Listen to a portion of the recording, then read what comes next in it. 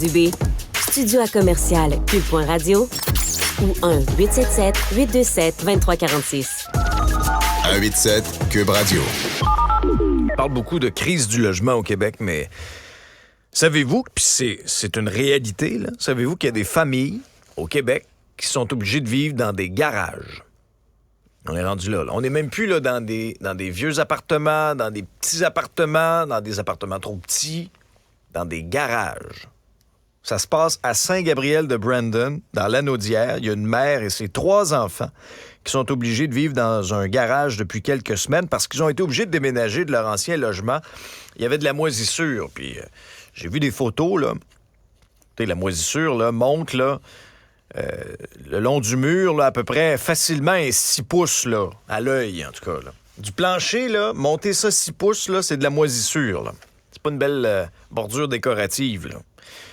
Alors, elle payait ce logement-là 700$ par mois, a dû quitter.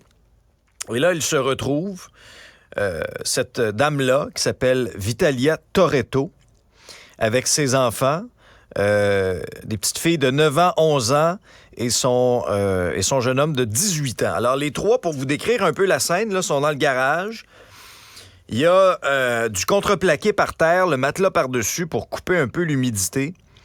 Des espèces de bâches qui séparent un peu les pièces. Écoutez, là, c'est temporaire pour cette famille-là, heureusement, là, qui, au début de l'hiver, ou d'ici le début de l'hiver, va déménager dans un 5,5 à Joliette, mais un 5,5 qu'elle va payer 1100$ par mois, comparativement à son ancien appart de 700$. Là, vous voyez des histoires comme ça, on en entend de plus en plus. Philippe-André Tessier est président de la Commission des droits de la personne et des droits de la jeunesse. Bonjour, M. Tessier. Bonjour. Quelle est votre réaction quand vous entendez des histoires comme ça? Ben, c'est sûr que le mal-logement, la crise du logement qu'on voit présentement, elle est bien réelle. Vous parlez d'un exemple très concret là, d'une manifestation de cette crise-là. Et elle n'est pas non plus, et on pense souvent là, que c'est quelque chose, un phénomène très récent. Dans les faits, les taux qui sont d'inoccupation et sont assez bas depuis même avant la pandémie. Pour beaucoup de gens, on pense que c'est depuis la pandémie, là. On voyait les signes avant-coureurs au niveau statistique des taux d'inoccupation vraiment inférieurs, là, donc proches du 1%, un peu partout au Québec. Et ça aussi, c'est un autre phénomène. Vous parlez là, de la région de l'Anaudière. Souvent, on avait l'impression que la question de la crise du logement, c'est un phénomène de grandes villes, hein, Montréal, Québec, Gatineau. Maintenant, ça se répartit à la grandeur du territoire du Québec. Ouais. Il y a les consultations sur le projet de loi 31, là, cette loi qui modifie les dispositions législatives en matière d'habitation. On a parlé beaucoup aussi de la cession de bail aussi, c'est un peu à l'intérieur de ça. Vous y avez déposé un mémoire. Résumez-nous un peu son contenu. Oui, bien essentiellement, pour ce qui est de la commission, nous, notre rôle, évidemment, c'est de regarder la conformité des projets de loi aux droits fondamentaux des citoyens. Puis ce qu'il faut savoir au Québec, c'est qu'on a une charte qui vient dire que le droit au logement, pas de façon explicite, c'est le droit des mesures d'assistance financière, de soutien de l'État, c'est un droit fondamental. Et donc, c'est sûr, certain que lorsque nous, on regarde ce genre de projet de loi-là, le premier principe qu'on va regarder, c'est que les gens qui se retrouvent à louer des logements vont souvent être des personnes qui vont avoir d'autres enjeux. Et je dis souvent parce qu'il ne faut pas faire de trop de généralité, mais on s'entend que la question de la condition sociale. La condition sociale, ça, en bon français, c'est la pauvreté. Puis ça aussi, c'est un motif qui est protégé par notre charte. Puis ce qu'on sait, c'est que puis vous avez votre invité précédent en parlait, lorsque les prix, lorsque l'épicerie, l'essence, toutes les autres denrées augmentent. Mais les gens sont évidemment, étouffés, là. Les gens, il y en a plus de les gens à faible revenu. Il n'y en a plus de trous sous notre ceinture. Et les gens à faible revenu sont encore plus exposés à ça. Ben oui. Alors, c'est sûr, certain que lorsque dans un marché locatif, il y a des règles prévues au Code civil, parce que c'est le Code civil du Québec qui régit le logement. Et ces règles-là visent à tenter, puis je dis bien de tenter, de rééquilibrer un peu le rapport de force entre le locataire et le locataire, entre le propriétaire puis la personne qui loue le logement. Bon, vous parlez de rapport de force, OK? Le fait de, par exemple, pouvoir céder son bail, le fait de perdre ce droit-là, est-ce qu'à ce moment-là, on vient enlever une espèce de levier, un outil pour garder un peu ce rapport de force-là? Est-ce qu'on fait erreur du côté du gouvernement du Québec de ne plus éventuellement permettre ça pour les locataires?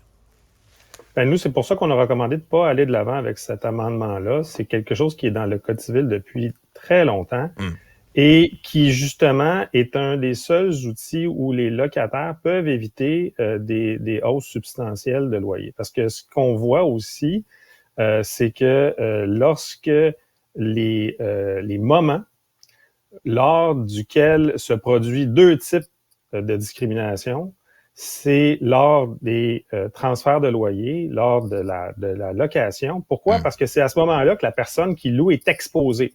Elle est exposée à une augmentation de loyer et elle est exposée aussi à ce que le propriétaire choisisse le bon locataire. Puis moi, je vous le dis, on a, nous, 10% des plaintes qu'on reçoit à la commission, c'est des plaintes en lien avec le logement. Puis je veux juste qu'on se comprenne bien. Oui, 10%. Et je veux qu'on se comprenne bien, là, des plaintes en logement, c'est quoi? Ben, c'est une mère de famille qui se fait dire, ben moi, je loue pas à une mère avec des enfants. C'est encore aujourd'hui, là. C'est encore le cas aujourd'hui. Vous le voyez. 2023, M. Dubé. Et donc, c'est sûr, certain que nous, quand on voit ça comme commission des droits, ben ce qu'on dit au gouvernement, c'est, écoutez, attendons peut-être un petit peu ou faisons preuve un peu du principe de précaution, de prudence dans un marché locatif où il manque des centaines de milliers de logements au Québec. Ça, c'est pas nous qui le dit, c'est la SCHL. On parle de près de 860 000 logements qui manquent au Québec, donc dans les années à venir. Lorsqu'on voit l'augmentation du coût de la vie, des prix, puis on sait en plus que c'est un moment là où il y a de la discrimination encore aujourd'hui qui s'effectue. Donc on dit peut-être qu'on devrait se dire que la règle qu'on a jusqu'à présent des 40 dernières années, c'est pas comme si tout d'un coup là, on ajoutait une nouvelle contrainte aux propriétaires non plus. Là, c'est quelque chose qui est là depuis un bon bout de temps. Le ministre Duranceau, là, es-tu déconnecté du milieu? Es-tu déconnecté de la réalité des locataires? Ben, moi, je vous dirais que au-delà des personnes qui portent ce genre de projet-là, là, parce qu'il ne faut pas non plus personnaliser les choses, il y a des non, mais c'est la ministre, là, c'est quand même important. Là.